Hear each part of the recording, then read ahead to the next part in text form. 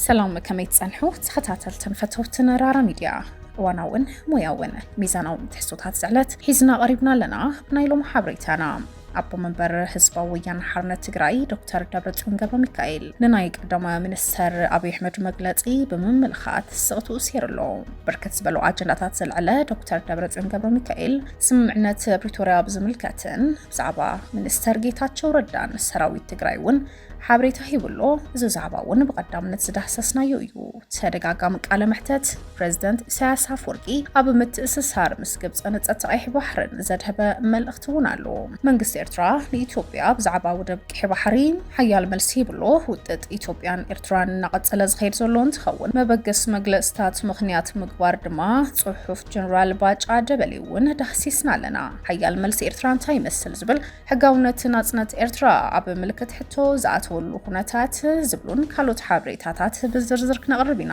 ቻናልና ላይክ ሼር ሰብስክራይብ ምግባር ስድራራራ ክትኮኑን ምነ ናብ ዝርዝሮም ኣቢልና أبو منبر حزبويان حرنة تجراي دكتور دبرتيون نناي قدامي منستر أبي أحمد مجلتي بمملخات سقطو سيرلو كاب قرباوان دحار كاب مرخب بزحان رحيقو زصنحه أبو منبر حزبويان حرنة تجراي دكتور دبرتيون جبرميكائيل نتقدامي منستر أبي أحمد بزعبا سممعنا سلام بريتوريا زهبو مجلتي ملاش بمهاب نوح سقطا سيرو دكتور دبرتيون جبرميكائيل تمال مشات مستناي حوحت لسان زخونه مرخب بزحان بتمال مشات مستناي حوحت لسان زخونه مرخبو بزحان وين اب زكايدو قال محتات بزعبات تجباب راس ممعنا سلام بريتوريا ጉዳይ ተጌታቸው ረዳን ህልውና ሰራዊት ትግራይን ሰፍሕ መብርሂ ይብሎም እዝምላሽ ዝዝመጸ ቀዳማይ ሚኒስትር አብይ አህመድ ቅድም ሰሙናት አቢሉ አቤት ምክር ተወከልት ህዝቢ ኣብ ዝቀረበለዋን ፈረምት ተስምምዕነታይ ተጌታቸው ረዳን ጀነራል ጻድቃን ገብረትንሳኤን ከነሶም ካልኦት ካፕቶን ፈረምትን ለዓሊኹን ካልኦት ካፕቶን ፈረምትን ለዓለንኹን ዝብል ሕቶ ቀሪቡ ክብል ድሕር مجلاتيو بفلاي سممعنات بريتوريا ناي حوحاتن فيدرالن منغستن يوز بلا دكتور دبرتيون جبرميكائيل ابت زهبو قال محتات اب سممعنات بريتوريا زفلت نتوم ابتوان ابت سند زفرمو يوم كبل دحر مجلات كابزو وزاغن منغستي نحوحات كم اكل سممعنات هاي نفلطونينا كم زبلا يزحبر تي سممعنات ناي ولقا سبات كم زيكونا زسمرلو دكتور دبرتيون جبرميكائيل تفيرما ناي جيتاتشون ريدوان حسين نايكونن نساتهم وكلت نايتهم زفرمو اكلاتيو سلازخونه دما تسممعنات تفرمه بشم حوحاتن فيدرال منغست نمبر كم ناي ولق حسابات تسممعنات كيلك خوسداي بان كبل دما نمغلصي قداماي منستر ابي احمدون نقيفلو بزعبا ايتጌታቸው ረዳን ሰራዊት ትግራይን በዝመልከት ዝዳሰሰ እቲ አቦ መንበርውን በዛዕባ እይተጌታቸው ረዳውን ሐጢር መልሲ ይሂቡ ጉዳይ እይተጌታቸው ረዳ ዝተፈልጠ ነገር እዩ ንሱናይ ፓርቲ ብልጽግናን በብልጽግና ዝተሸመን አካልን እዩ ክብል ይገልጽዎ በዛዕባ ተሕዋሓት ሰራዊት ምክልኻል ትግራይ ሉ ዝጸውዑ ዕጡቅ ሓይሊ ኣብ ዝሃቦ መብርህ ድማ እዚ ሰራዊት ኣይኮነን እዚ መኸተ ህዝባው ሓይሊ እዩ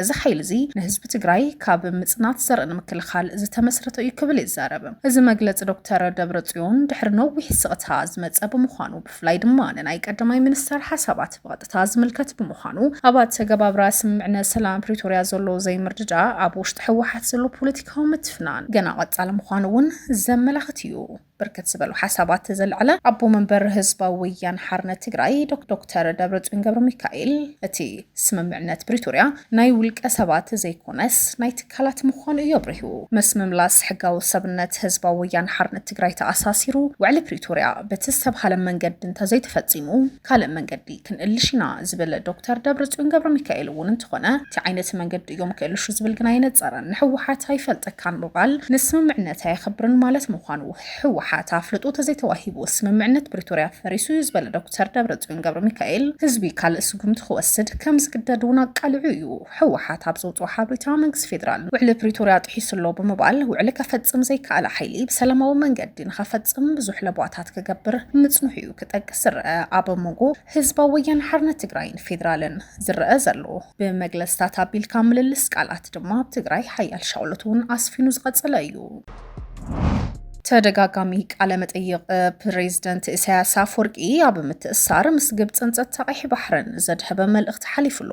ፕሬዚደንት ኤርትራ ኢሳያስ አፈወርቂ ካብቲ ልሙድ አገባብ ወጻኢ ብተደጋጋሚ ኣብ መራኸቢ ብዙሃን ቀሪቡ ቃለ መጠይቕ ምሃቡ ይፍለጥ። ኣብ ዞባውን ዓለም ለኻውን መድረኻት ብዙሓት ዕላላት ፈጢሩ ዝርከብ ኢሳያስ አፈወርቂ ብፍላይ ብዝሓለፈ ሰሙን ጀሚሩ ኣብ ውሽጢ ውሑዳት መዓልትታት ንኻልኣይ ግዜ ብቋንቋ ዓረብ ቃለ መጠይቕ ሂቡ። እዚ ድሕሪ ናብ ግብፂ ዘካየዱ ዑደት ምስ ፕሬዚደንት ዓብደልፈታሕ አልሲሲ ድሕሪ ምዝታዩ ዝመፀ ምዃኑ ድማ እቲ ጉዳይ ዝያዳ ቀልቦ ክረክብ ገይርዎ ኣሎ። ምትእስሳር ምስ ግብፅን ቀጻልነት ዘለዎ ምይጣድ ሂቡ ሓሳብ ዝሃበ ፕሬዚደንት ኢሳያስ አፈወርቂ ኣብ ዝሓለፈ ሰሙን ሓሙስ ምሸት ዝተኻየደ ቃለ ምሕተት ብዛዕባ እታ ብግብፂ ዝነበሮ ጻኒሒት ብዝርዝር ኣብሪሂሎ። ምስ ፕሬዚደንት አልሲሲ ኣብ ዝነበሮ ርክብ ድማ እቲ ዞባ ካብ ህውከትን ኩናትን ብኸመይ ክወፅእ ከም ዝኽእል ናብ ሰላም ምርግጋዕ ንምምላስ ብሓባር ክስራሕ ከም ዘለዎ ይዝዛረብ። ነዚ ንምዕዋት ዝፅበ ዘሎ ከቢድ ዕማም እኳ እንተኾነ እቲ ምይጥ ምክክር ግን ቀጻልነት ክህልዎ እዩ ክብል ድማ ሓቢሩ። ሚኒስትር ዜና ኤርትራ ነቲ ብቋንቋ ዓረብ ዝተገብረ ቃለ ምሕተት ብትግርኛ ተርጉሙ ኣብ ውግዓዊ ገጹ ከም ዘካፍለውን ዝፍለጥ እዩ። ኣተሓሳስባ ጉዳይ ሱዳንን ውግእ ሕድሕድ ዘይኮነስ ውዲት እዩ እንትብል ኢሳያስ አፈወርቂ ብዛዕባ ኣብ ሱዳን ዝካየድ ዘሎ ጎንፂ እውን ኣልዒሉ ፕሬዚደንት ኢሳያስ ኩነታት ውግእ ሕድሕድ ከም ዘይኮነ ብትርውን ገሊጹ። እዚ ኣብ ሱዳን ዘሎ ኩነታት ብድብቕ ዝተኣለመ ወራርን ውዲትን እምበር ናብ ናይ ሱዳናውያን ውግእ ሕድሕድ ኣይኮነን ክብል እንትሕብር ህዝቢ ሱዳን ናይ ገዛ ርእሶም ፀገም ክፈትሑ ዕድል ክወሃቦም ከም ዘለዎ ዘስመረሉ እቲ ፕሬዚደንት እቲ ቀንዲ ተሓታቲ ናይ ወፃኢ ጣልቃ ኣታውነት ምዃኑ ነጢሩ። ሱዳናውያን ድሕሪ እቲ ናይ ሽግግር እዋን ናይ ገዛ ርእሶም ፍኖተ ካርታ ከነድፉ ዕድል ነይርዎም እዩ። እንትኾነ ግን ወራር ተፈፂምዎም ክብል ድማ ወሲኹ ሓቢሩ። ቂሕ ባሕሪ ናይ ሓባር ሓላፍነት ዓለማዊ ጥቕምታት ዘለዎ ብምዃኑ ሓደ ካብቲ ኣብ ቃለ ምሕተት ዓብዪ ቀልቦ ዝረኸበ ዛዕባ ጉዳይ ቂሕ ባሕሪ ፕሬዚደንት ኢሳያስ አፈወርቂ ጉዳይ ቂሕ ባሕሪ ንምዝርራብ ብዙሕ ግዜ ዝወስድ ውስብስብ ምዃኑ ድሕሪ ምግላጽ ሓላፍነት ናይቲ ናብ ገምገም ዝርከባ ሃገራት ጥራሕ ከም ዘይኮነ ረዲዩ። ቂሕ ባሕሪ ካብ ህንድን ፓስፊክ ውቅያኖስ ጀሚርካ ምስ ብዙሓት ዞባታት ዝራኸብን ጂኦፖለቲካዊ ጠቕሜቱ ዝዓዘዝ ዓለማዊ መስመር እዩ ክብል ይሕብር። ብምቕጻል ድማ ሃገራት ካብ ግብፅን ኤርትራን ሓዊሱ ኩለን ነብቲ ገምገም ዝርከባ ሃገራት ሓላፍነት ከም ዘለወን ብምሕባር እቲ ከባቢ ንኩሉ ሃገራት ዓለም ክፉት ክኸውን ከም ዘለዎ ኣስሚሩሉ። ኣብዚ እዋን እዚ መንግስቱ ቀደም ክብል ንቀይሕ ባሕሪ ዝምልከት ናይ 12 ነጥብታት ሓሳብ ከም ዘቕረበውን ኣዘኻኺሩ። እዚ ሓድሽ ቃለ ምሕተት እቲ ፕሬዚደንት ቅድሚ 3 መዓልቲ ንመረጋገፂ ጸጥታ ቀርኒ ኣፍሪካ ዝዓግት ዘለዎ ቀንዲ ምኽንያት ናይ ወፃኢ ሓይልታት ጣልቃ ኣታውነት ምዃኑ ኣብ ዝገለጸሉ መደረ ዝስዕብ እዩ። እዞም ተደጋገምቲ መግለጽታት ብፍላይ ድማ ጉዳይ ቂሕ ባሕሪ ምስ ግብፂ ዘለዎ ምትእስሳር ብተንተንቲ ፖለቲካ እቲ ዞባ ድማ ብዕቱብ ክትትል ይግበረሉ ምህላው እዩ እናተሓበረ ዝርከብ። መንግስቲ ኤርትራ ንኢትዮጵያ ብዛዕባ ወደብ ስዒቡ ሓያል መልሲ ይብሎ። መንግስቲ ኤርትራ ብዝሓለፈ እዋን ብወገን ብዓለም እዚ ኢትዮጵያ ንዝቐርብ ዘሎ ጠለባት ወደብ ምስኡ ተኣሳሲሩ ዝካየድ ዘሎ ንዝበለ ወፍሪ ምፍርራሕን ሓያል ወግዓውን መልሲ ይብሎ። ኤርትራ ብልዕሊኣ ንልዕሊ 2 ዓመታት ነጋሪት ኩናት ይጉሰማ ኣሎ ብምባል እቲ ብጀነራል ባጫ ደበሌ ዝተወሃበ መግለፂ ኩናት ንምጅማር ምኽንያት ንምፍጣር ዝዓለመ ክብል ብትርወቂስዎ።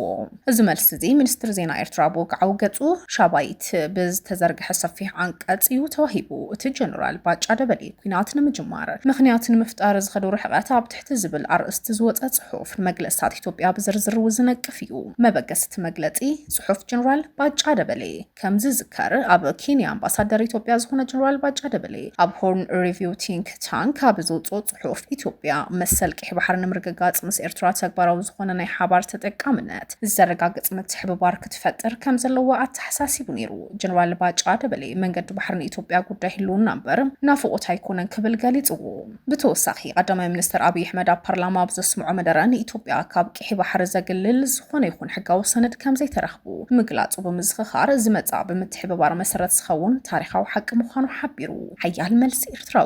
ኤርትራ እውን ስኹት በል ዘይመረጻት እንትትከውን ሓያል ግብረ መልሲ ሂባትሉ። መግለፂ ኤርትራ ነዚ ሓሳባት እዚ ብምቅዋም ንልዕሊ 2 ዓመታት ብልዝብ እንተዘይኮይኑ ብሓይሊ ወደብ ክንወስድ ኢና ዝብል መፈራርሕን ሓደጋታት ይወርደና ጸኒሑ ክብል እዩ ዝኸስስ። እዚ ኩሉ ድማ ኤርትራ ከም ቀንዲ ፍልፍል ዘይምርግጋእቲ ዞባ ጌርካ ንምቕራብን ንምኽንያታዊ ኩናት ባይታ ንምድምዳም ዝዓለመ እዩ ክብል እቲ ጽሑፍ እውን ሓተቱ የጠቃልል። እቲ መግለፂ ወሲኹ እቲ ብመንግስቲ ብልጽግና ዝካየድ ዘሎ ናይ ወደብ መገዲ ዝብል ኣካይዳ ኣብ ዓለማዊ መድረኽ እውን ተቐባልነት ዝሰኣነን ዝፈሸለን ዝተጸገነን ተንኩለኛ ኣካይዳ ምዃኑን ትግለጽ። ብመሰረት እዚ እቲ ብጀነራል ባጫ ዝቐረበ ናይ ኢትዮጵያን ኤርትራን ጥምረት ኣብ ቂሕ ባሕሪ ዝብል ሓሳብ ምኽንያታዊ ዘይኮነስ ታክቲካል ሓበሬታ ዝመልኦን ብምዃኑ ተቐባልነት ከም ዘይብሉ ኣነፂሩ ሕጋውነት ናጽነት ኤርትራ ኣብ ምልክት ሕቶ ምዃኑ ዘበገሰን ትኸውን ሓደ ካብቲ ብመግለፂ መንግስቲ ኤርትራ ብትሪ ዝተነቕፈ ነጥቢ ድማ እቲ ጀነራል ባጫ ደበሌ ንመስርሕ ናጽነት ኤርትራ ብምልክት ሕቶ ዘትወሉ ኣገባብ ኮይኑሎ እቲ ጀነራል ናጽነት ኤርትራ ብውሽጣዊ ጎንፂ ናይ ወጻኢ ቅጢ ዝተበርዐነ መስርሕ ምንባሩ ብምግላጽ ከም መግለፂ ኤርትራ ነቲ ቀዳማይ ሚኒስትር ኣብይ ኣሕመድ ኣብ ፓርላማ ዘስምዑ መደረ ዘቃልሕ እዩ። በዚ መሰረት መንግስቲ ኤርትራን ሕጋውነት ናጽነት ኤርትራን ምንኣስ ምፍታንን ምጥርጣርን ፖለቲካዊ ፀርፊ እዩ ክትብል በትሪ መልሲ ሂባላ። እዚ ድማ መንጎ ክልቲአን ሃገራት ዘሎ ዝምድና ናገደደ ናብ ውጥረት ያቱ ከም ዘሎ ዘመላኽት እዩ። ተኸታተልትን ፈተውትን ራራ ሚድያ ሎም ዕለት ዝሓዝናዮም እዋናውን ሙያውን ሚዛናውን ትሕዝቶታት ራራ ሚድያ እዚኦም ይመስሉ ነይሮም። ተመሊስና ብካልኦት እዋናዊ ሓበሬታታት ክንራኸብ ኢና። ቻናልና ላይክ፣ ሼር፣ ሳብስክራይብ ስድራ ራራ ይኹኑ። ራራ ሚድያ ጥበብ ይመርሕ።